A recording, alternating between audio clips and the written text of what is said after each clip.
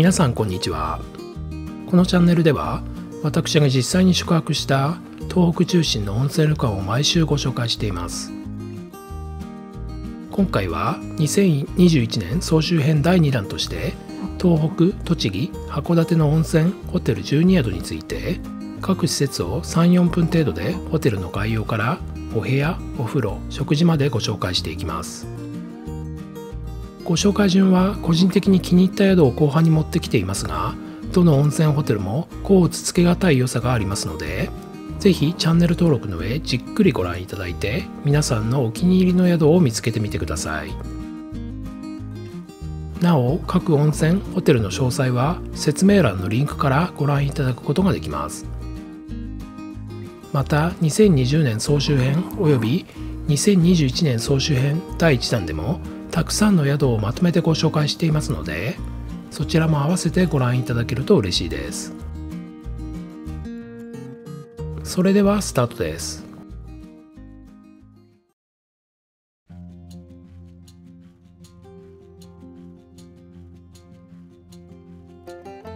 ホテル森の風大宿はプロが選ぶ日本の旅館ホテル100選にも選ばれた大型ホテルです。客室は全221室、豪華館内と毎日開催されるイベントが特徴です。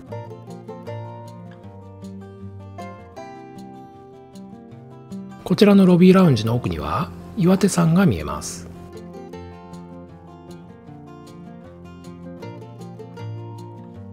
売店には久慈市の特産品である琥珀や南部鉄器などが売られていました。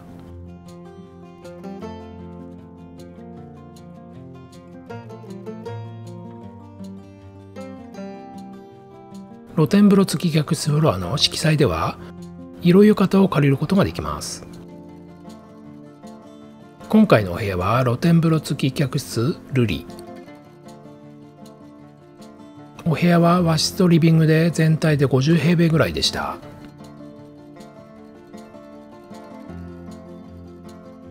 お風呂の前にはシャワールームがありました。こちらが客室の露天風呂です。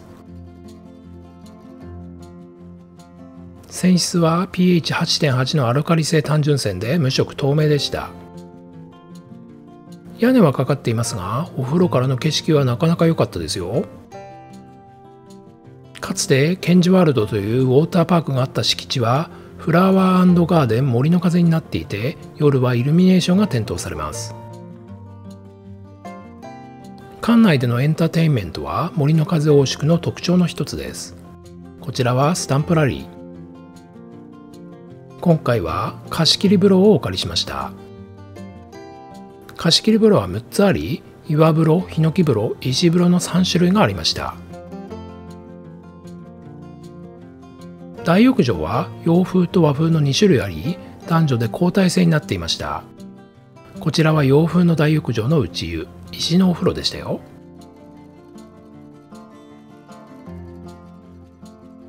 洋風の大浴場の露天風呂は開放感十分でした。和風大浴場の内湯です。木で縁取られています。和風大浴場の露天風呂です。晴れていれば岩手山が一望できるようですよ。夕食は個室で和食懐石でした。メイン料理の一つ、すっぽん鍋仕立て。もう一つのメインは国産牛のローストビーフ。夜はお楽しみのお祭り広場です。以前と比べると規模は縮小していましたが、コロナ禍で開催してくれるだけでも嬉しいですよね。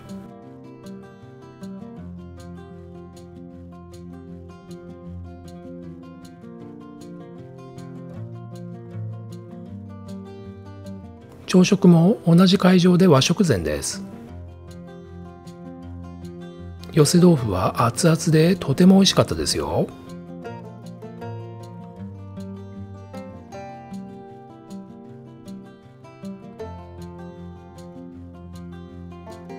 こちらは本館にあたる参詣の宿龍泉。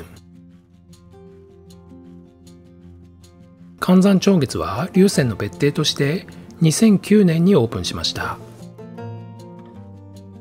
コンセプトは標高530メートルのスイートルーム。全7部屋が露天風呂付き客室の贅沢宿です。こちらは龍泉の売店。お土産や地元の民芸品などが売られています。チェックインです。関山町月に入るにはカードキーが必要です。今回宿泊するお部屋は5石、関山町月では最も高級なお部屋です。お部屋はベッドスペースとリビングで全体で約40平米ありました。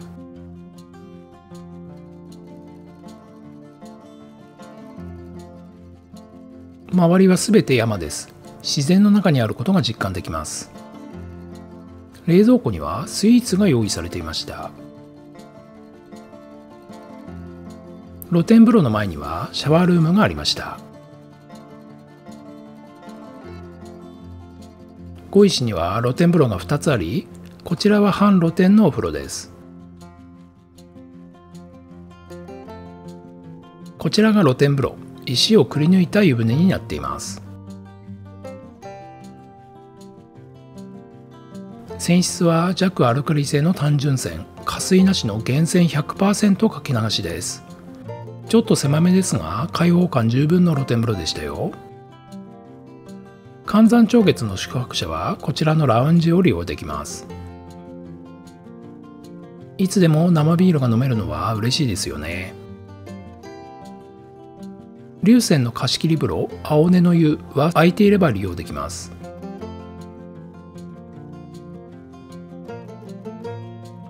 貸し切り露天風呂青根の湯、なかなかワイルドな感じです。泉質は弱アルカリ性の単純泉、源泉 100% かけ流しです。木に囲まれた岩風呂もありました。湯上がりどころにはコーヒーやアイスキャンディーがあります。関山町月宿泊者は龍泉の大浴場も利用できます。龍泉の大浴場の内湯です。男性露天風呂は一旦浴室から出る必要があります。龍泉の大浴場の露天風呂です。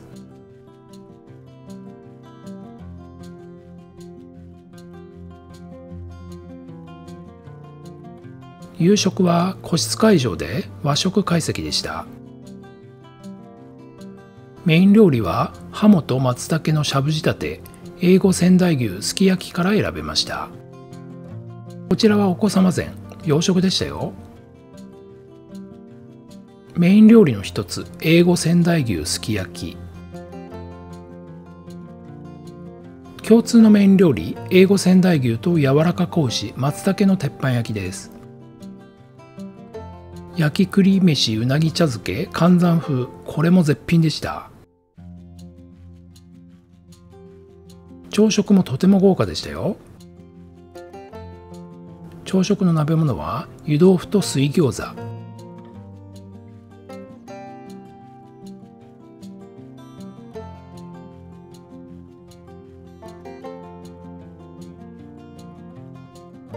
界鬼怒川はスロープカーでエントランスへ向かいます。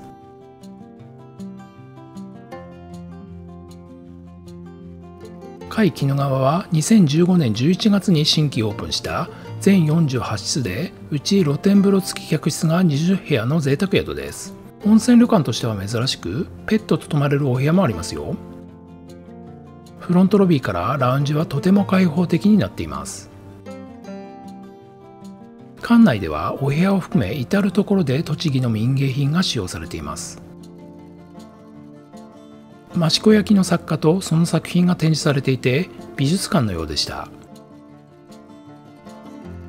こちらの棚には豆皿ギャラリー、大谷石、鹿沼組子などが展示されています。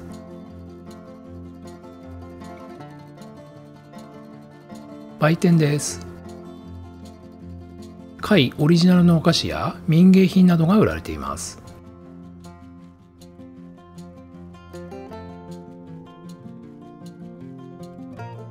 お部屋は約40平米、リビングとベッドルームがありました。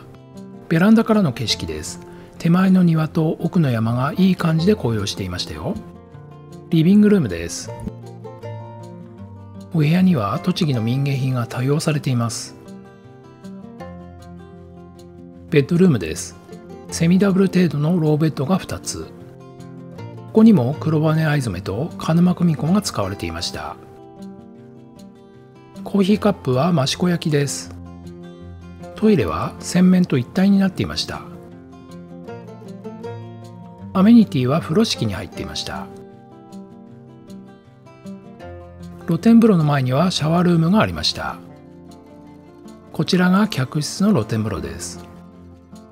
陶器でできた小さめのお風呂ですが、泉質は pH8.5 のアルカリ性の単純泉です。開放感はまずまずで、景色もある程度見えます。半露天のようなお風呂です。宿の許可をいただいて大浴場を撮影させてもらいました。男子の大浴場、脱衣スペースになります。男子の大浴場内湯です。十和田石と木で縁取られた湯船です。お湯は無色無臭のアルカリ性単純泉です。お風呂の広さも十分ですよね。男性大浴場の露天風呂です。こちらも十和田石です。開放感も十分です。食事会場はラウンジの奥にあり、半個室のような感じになっていました。夕食は秋の若い席、テーブルの上に何もない状態からスタートです。見た目も工夫された素晴らしい料理でした。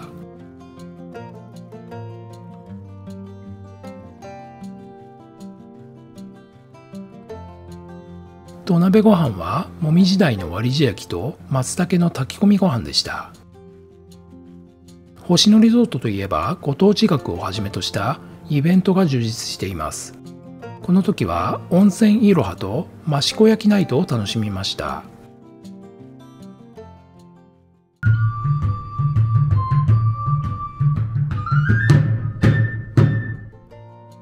朝食は夕食と同じ会場で和食膳でした。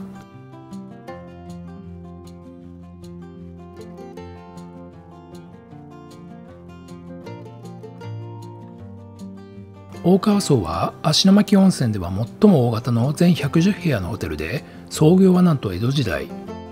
武家屋敷のような非常に重厚なエントランスです。大川荘といえば豪華な館内とお部屋からの絶景が有名です。館内に入ると三味線の音色が聞こえてきます。こちらが大川荘名物の浮き舞台、鬼滅の刃の無限城に似ていると話題になりましたね。ロビーはとても開放的になっており、窓からは絶景が望めます。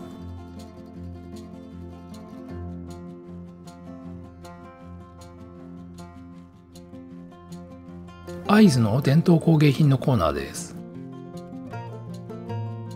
売店です。かなり広い売店で、地元会津のお土産だけでなく漆器や陶器など民芸品も多数売られています。鬼滅の刃グッズもありましたよ。今回のお部屋は宵町邸の特別室。こちらはリビングの和室です。なんといってもお部屋からの絶景が素晴らしいです。こちらはもう一つの8畳の和室。こちらからの絶景も素晴らしいですね。貸し切り風呂、空中大露天風呂へ行ってみます。空中露天風呂は月見亭側にあり、100段以上の階段を降りる必要があります。こちらが貸し切り風呂です。石でできた大型の湯船が2つありました。屋根はかかっていますが、開放感は十分です。お湯は源泉かけ流し、弱アルカリの塩化物泉です。無色透明でした。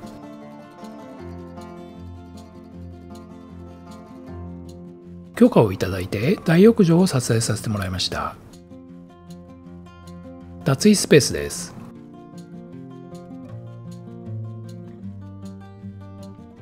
大型のホテルなので洗い場含めかなり大きめでした。お湯は弱アルカリの塩化物泉、無色透明無臭でした。なんといっても露天風呂が素晴らしいです。小さめの石の湯船が3段、段々畑のようになっています。一番下は川側にせり出していて、絶景露天風呂となっています。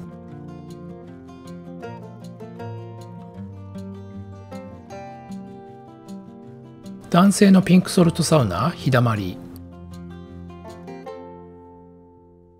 夕食は個室会場で和食懐石です。こちらは奥様メニューです。メイン料理はアワビと松茸の鍋物でした。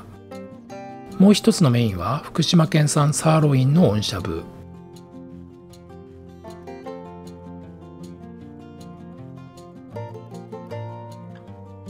朝食はビュッフェバイキングでした。品数も豊富で豪華なバイキングでしたよ。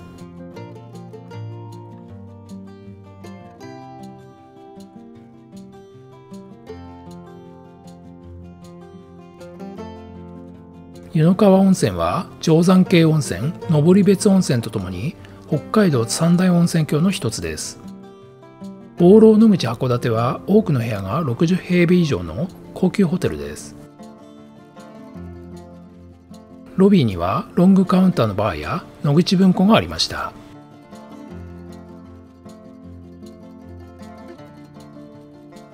ロビーは水盤になっており、函館港や津軽海峡をイメージしています。こちらはウォーターサイドカフェ、フリードリンクのラウンジです。売店です。オリジナルのイカ刺し醤油です。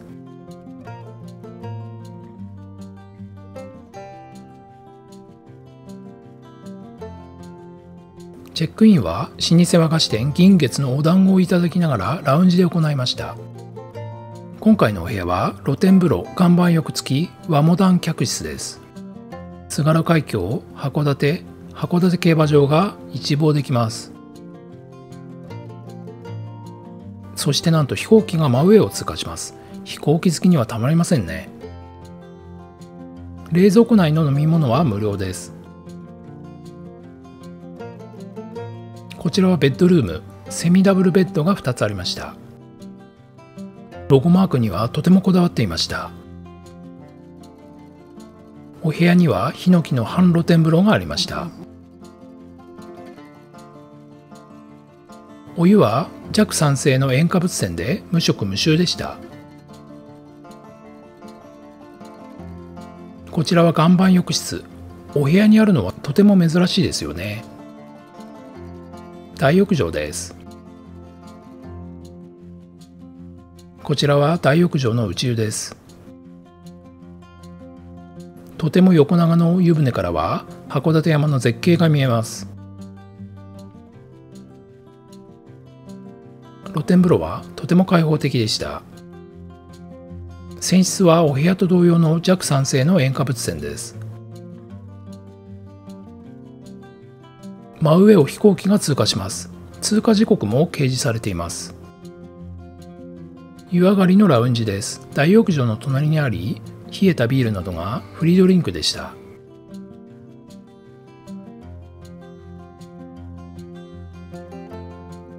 ラウンジからは絶景が見渡せました。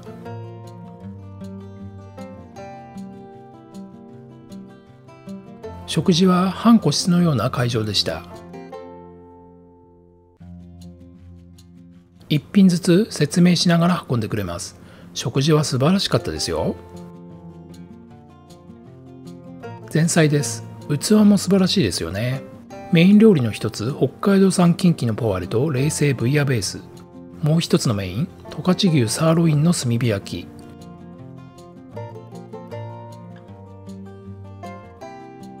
夕食後はバーラウンジでカクテルをいただきました。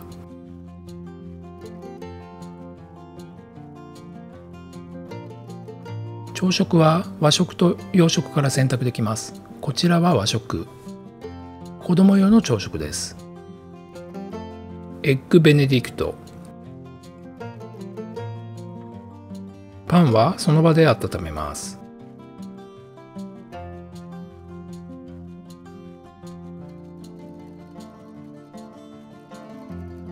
花かんざしは昭和初期に建てられたひなび宿で全8部屋の小宿になっています。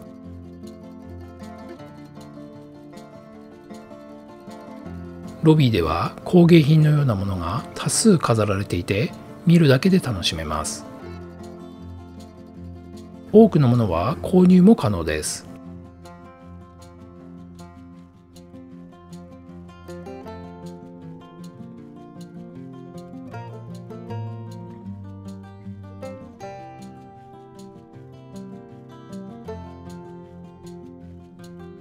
ラウンジ側には古い家具や人力車などが展示されています。まるで博物館にいるようです。ラウンジで抹茶とお茶菓子をいただきながらチェックインです。花かんざしは歌手の吉幾三さんお気に入りで、こちらの札も吉さんの直筆です。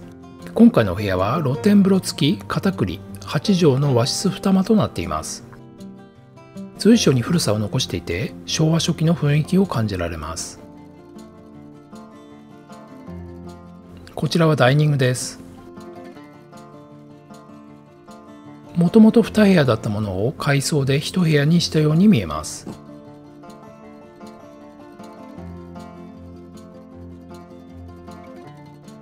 客室の露天風呂です。露天とは言っても屋根や周囲は囲まれています。石造りのとても大きな湯船でした。強酸性の単純泉ですが、ほんのりと硫黄の香りがしました。色も薄い乳白色で雰囲気も十分です。大浴場の脱衣所です。部屋数が少ないので小さめですね。内風呂と奥に露天風呂が見えています。時間で男女交代制になっています。内湯は大人に3人程度の小さめの湯船でした。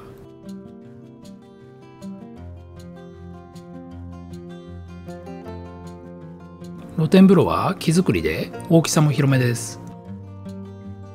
屋根がありますが雰囲気は十分ですね。お湯は酸性の単純泉、薄い白色になっています。もう一つの大浴場です。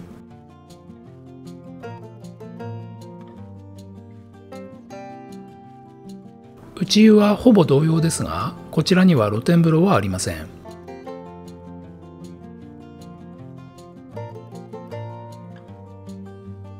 夕食はお部屋で和食懐石です。お子様膳は揚げ物中心でした。メインの一つ、タイのしゃぶしゃぶ。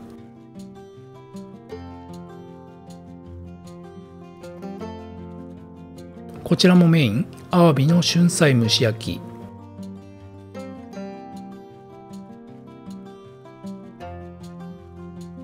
朝食は和食膳、お部屋でいただきました。つみれ汁としいたけと揚げ出し豆腐の朴葉味噌焼き。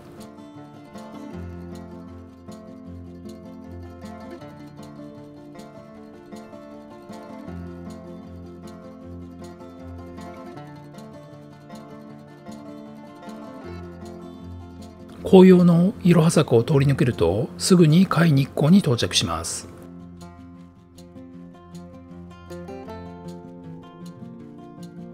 界日光は利休風雅を2014年星野リゾートがリブランドしたもので、約3000坪の敷地に33部屋の高級温泉旅館となっています。日本建築の伝統様式の粋を集めて作られた館内はまるで美術館を歩いているようです。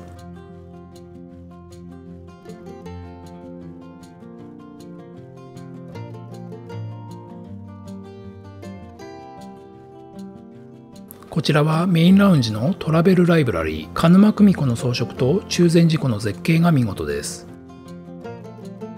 館内は主に畳敷きで全体で約1700枚の畳が使用されています。お部屋でチェックインです。今回のお部屋は中禅寺湖ビュー和室。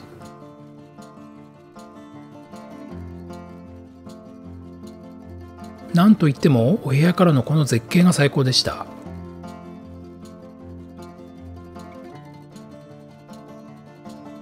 お部屋は畳敷きの和室でローベッドが2つ。鹿沼組子の装飾が素晴らしかったです。角部屋でしたので、こちらからの景色も素晴らしかったです。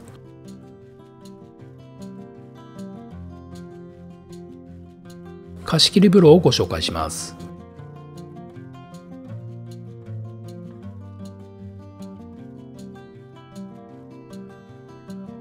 冷蔵庫内はフリードリンクになっていました。貸切風呂です。石と木でできた大型の湯船になっています。お湯はアルカリ性単純泉で源泉かけ流しではありません。宿の許可をいただいて大浴場を撮影させてもらいました。部屋数の割には脱衣所、大浴場ともに広めの印象でした。湯船は主に石でできており、上に木が縁取られています。露天風呂は岩風呂で雰囲気は十分です。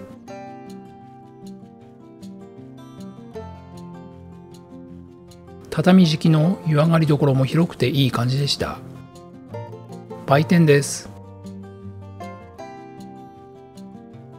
貝オリジナルのお菓子や栃木の民芸品などが販売されています。いちごの羊羹フォンデュをいただきました。鹿沼組子アクセサリー作りもやってみました。夕食はお食事処で秋の若い席。こちらは宝楽盛益子焼の器に眠り猫と三猿が描かれていました。食事の後は貝名物のご当地学。ご当地学などのイベントは星野リゾートの素晴らしいところですね。お部屋からの夕暮れ、朝日の絶景をタイムラプスでご覧ください。朝食も同じ会場で和食膳です。メインは貝日光流豆乳湯葉鍋。チェックアウトまでの時間で歩いてすぐの華厳の滝にも行ってきましたよ。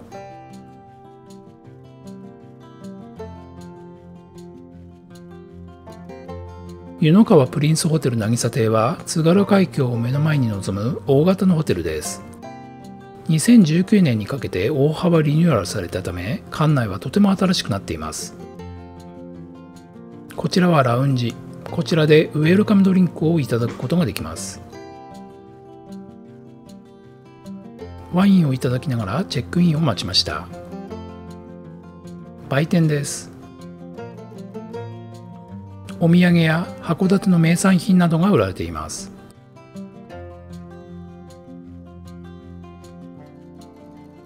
浴衣や枕を借りることができます。奥のラウンジではコーヒーがフリードリンクでした。今回のお部屋は海側の露天風呂付きデラックス和室。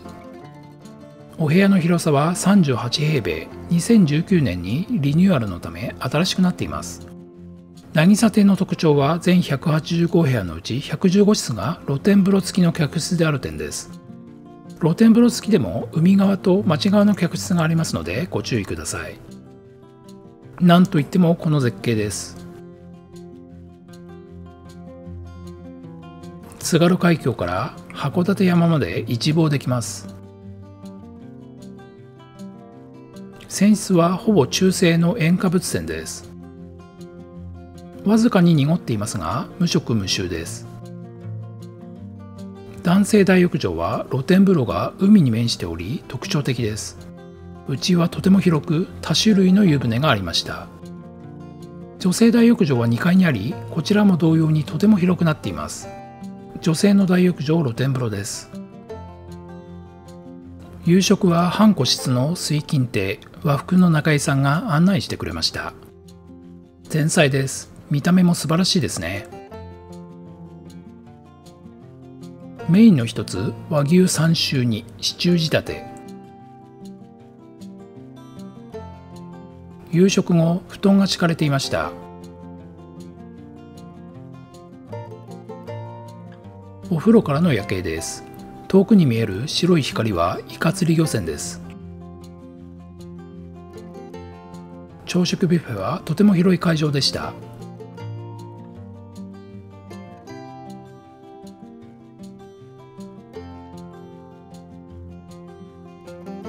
食材の種類も多く、函館らしく海鮮も豊富でした。なんといってもイクラかけ放題が圧巻です。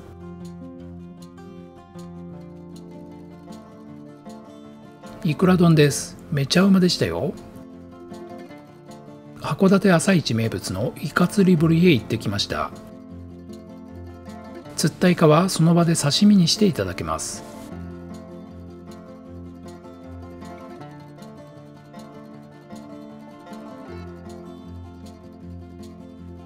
松屋は明治11年創業、140年の歴史を誇る塩原温泉屈指の老舗旅館です。客室は全23室、うち本館17室、別邸立夏6室となっています。フロントロビーはとても開放的です。売店コンパルです。一般的なお土産から栃木の工芸品まで売られています。ラウンジ萌木です。コーヒーやココアがフリードリンクになっています。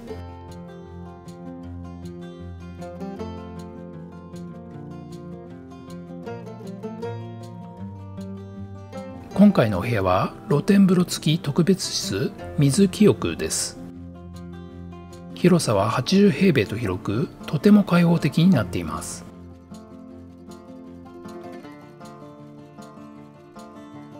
箒川です。音と絶景に癒されますね。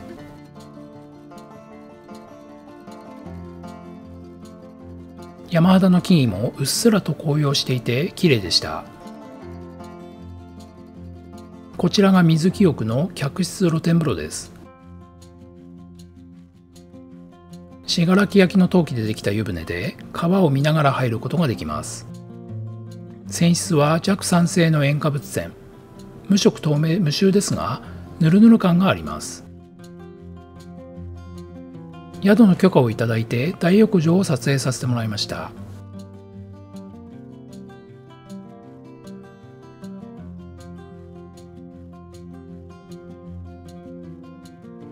大浴場の内湯です。比較的大きめのタイル張りの湯船になっています。泉質は同様の弱酸性の塩化物泉。無色透明無臭ですが、結構ヌルヌルしています。露天風呂は内湯から少し離れた川沿いにありました。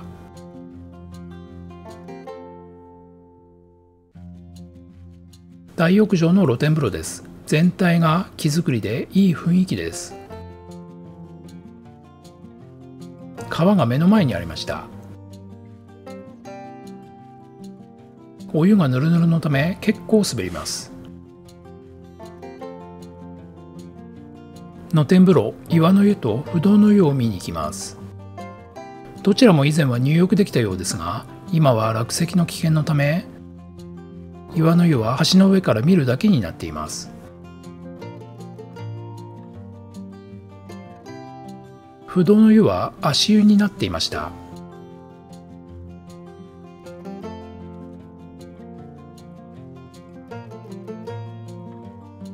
夕食はお部屋で和食懐石です。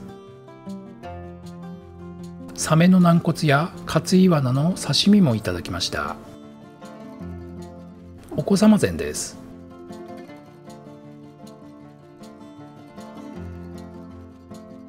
メイン料理は黒毛和牛石焼きでした。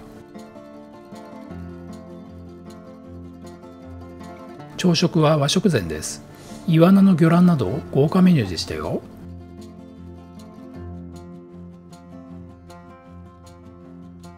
朝食はお部屋と選べましたが、今回はラウンジでいただきました。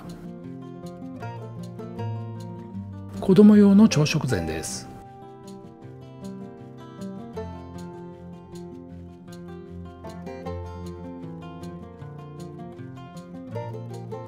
到着時のおもてなしは素晴らしかったです。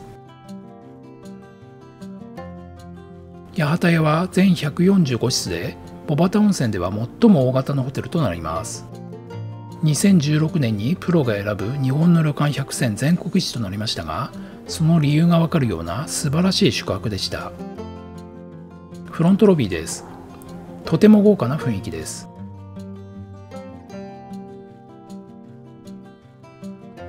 売店月うさぎです。売店は2つありますが、こちらがメインで、主にお菓子などのお土産が売られています。もう一つの売店月ふくさは工芸品などが中心です。ロビーラウンジには琴の音が鳴り響いています。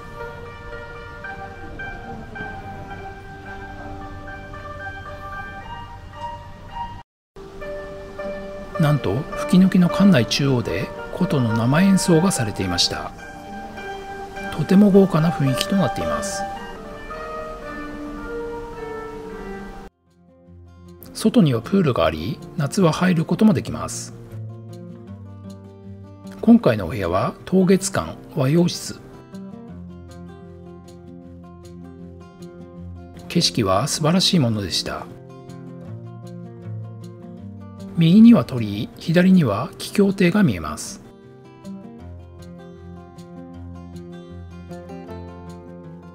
お部屋から見える稲荷神社をご紹介します。多数の鳥居をくぐって約700段の階段を上ります。こちらが稲荷神社です。八幡屋を見下ろすこともできます。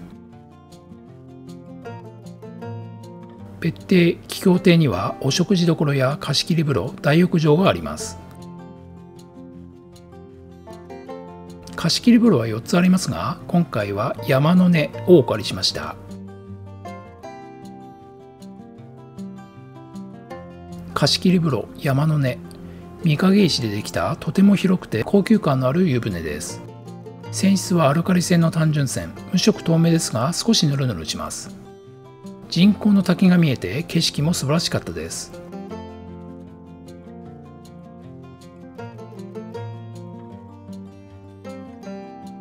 大浴場は本館の月待の湯と桔梗亭の展望露天風呂があります。月待の湯はとても広い石造りの大浴場で、露天風呂も素晴らしかったです。サウナはラドン温泉サウナせせらぎ、内モンゴル爆飯石サウナ日だまりがあり、とても充実しています。展望露天風呂は桔梗亭にあるため結構歩きます。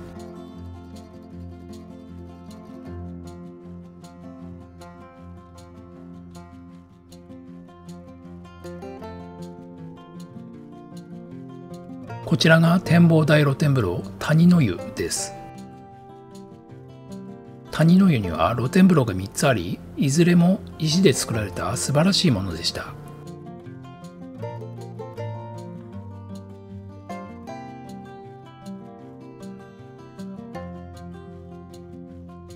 人工の山と滝が見えてなかなかの絶景です。夕食は桔梗亭、滝が目の前に見えるお部屋でした。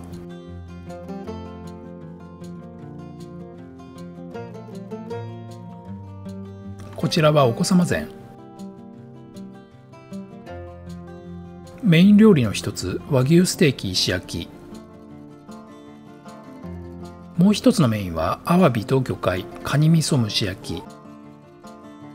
カニ味噌が絶品でしたよ。朝食はバイキングと選べましたが、今回は和食膳にしました。熱々の寄せ豆腐が美味しかったです。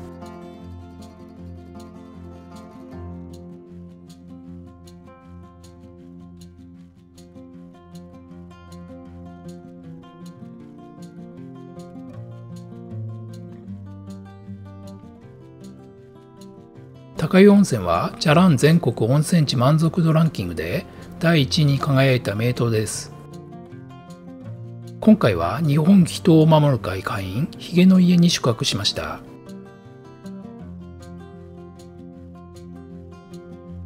客室は全10部屋で2016年に改装し、露天風呂付きやテラス付きの客室が新設されました。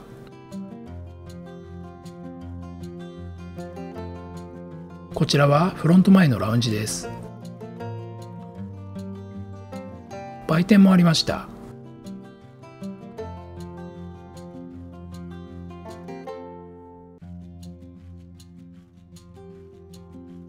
今回のお部屋は露天風呂付き客室利休梅です。利休梅は2016年に新設されたお部屋で約44平米の和洋室です。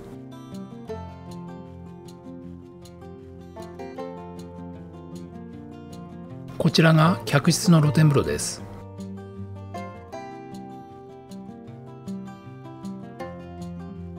ベランダにありますが開放感は十分でした。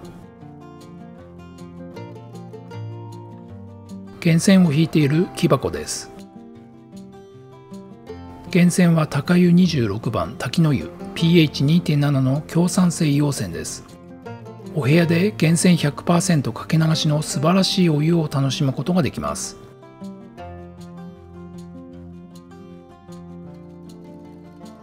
貸し切り風呂、星見風呂は空いていれば利用することができます。川沿いの開放感抜群の露天風呂になっています。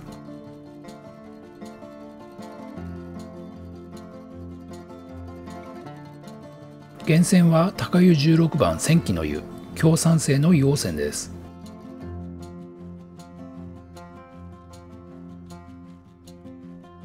これだけのお風呂を家族で楽しめるのは素晴らしいですよね。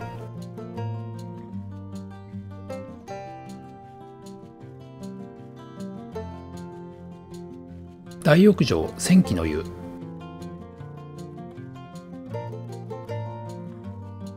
男性大浴場内湯です。源泉は貸し切り風呂と同様の千木の湯。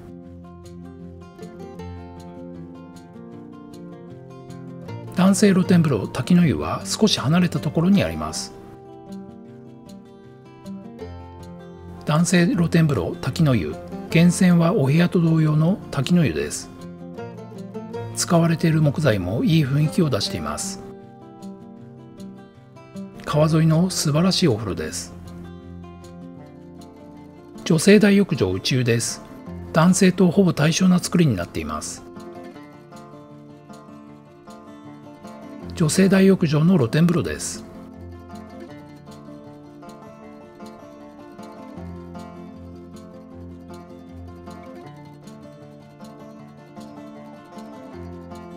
夕食は個室会場で和食会席でした。山の幸中心の前菜です。メインは黒毛和牛しゃぶしゃぶ。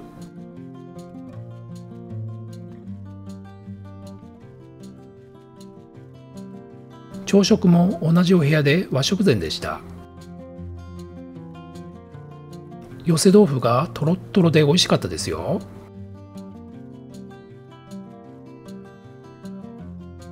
食後テラスでコーヒーをいただきました。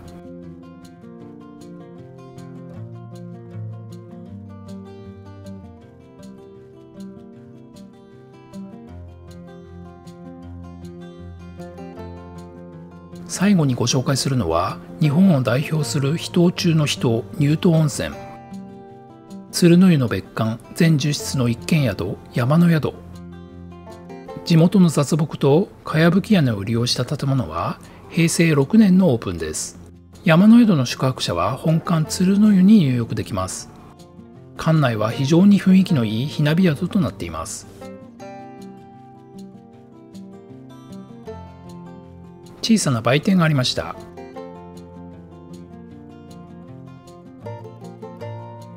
日本人を守る会会員です。今回のお部屋は8畳の和室と広縁。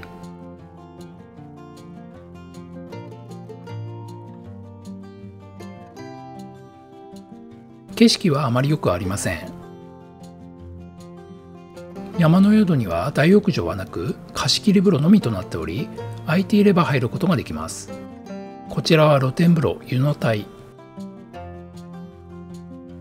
岩風呂で素晴らしい開放感の露天風呂です。泉質は弱酸性の硫黄泉、鶴の湯の白湯と同じ源泉 100% です。乳白色と硫黄の匂いの最高のお風呂に入ることができます。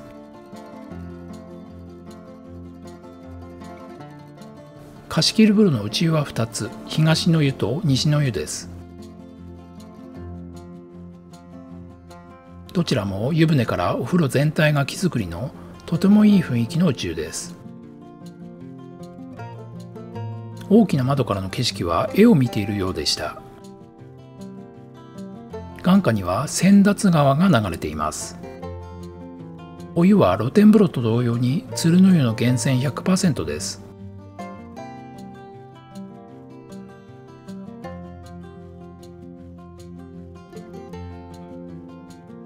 西の湯は東の湯と対照的なレイアウトの木造りのお風呂です。いずれも貸し切りなので入り放題、温泉好きにはたまりませんよね。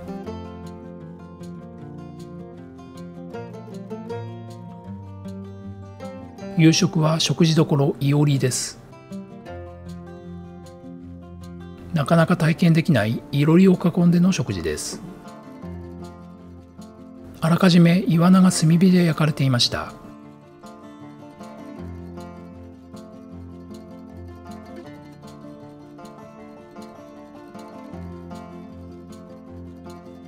山の幸中心の秋田の郷土料理はまさに絶品でした。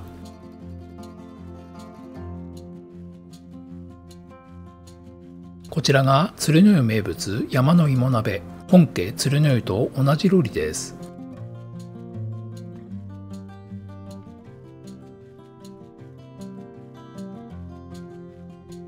朝食も同様にいろりを囲んでの和食膳です。質素ですが山の幸中心の素晴らしい食事でした。メインは鮎の一夜干し。